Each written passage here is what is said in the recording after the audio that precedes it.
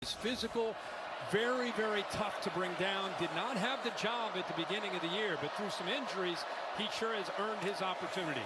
He faked it to him. Ewers off the blind side. That was the problem before.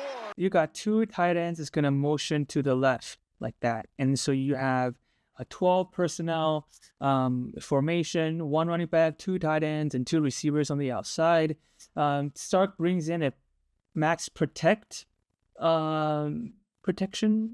scheme. So you got all of these offensive linemen that's obviously going to protect. And then you have both tight ends are not going to leak out. They're both going to block. So Juan Davis is going to come to the right and block, and then Helm is going to come back and block too. So you have 1, 2, 3, 4, 5, 6, 7 blockers.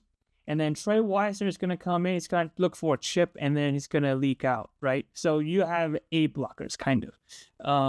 But max protect doesn't, I learned this from like a football breakdown video somewhere else. You can't just say max protect and then expect a clean pocket, because you're going to have situations like this where you have offensive linemen coming to the right and all of that, right? So you still have 7. It's 7-on-4. Georgia's rushing 4. You're like, all right, 7-on-4, we're good.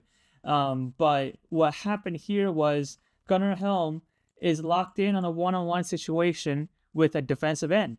Tight end on defensive end. I did the same video on Texas A&M last week. Tight end at defensive end. Bad news for a tight end if you're trying to block a defensive end one-on-one.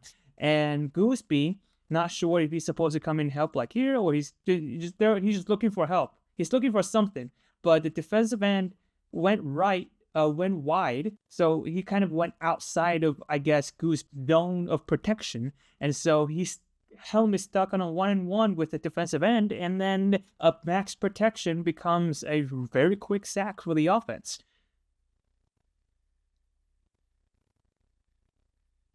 Even in Madden, you can say like, oh, max protect, and then I'm just going to wait for the routes to develop. But you're going to run into situations where your tight end, he's normally out wide, right? And then you have a defensive end that's out wide. And then if the defensive end goes outside, then you're going to have a one-on-one against a tight end, which is always a favorable matchup if you're on the defense, especially with the caliber of Georgia's defensive linemen. And I don't blame Helm. It's a tight end. What do you expect him to do?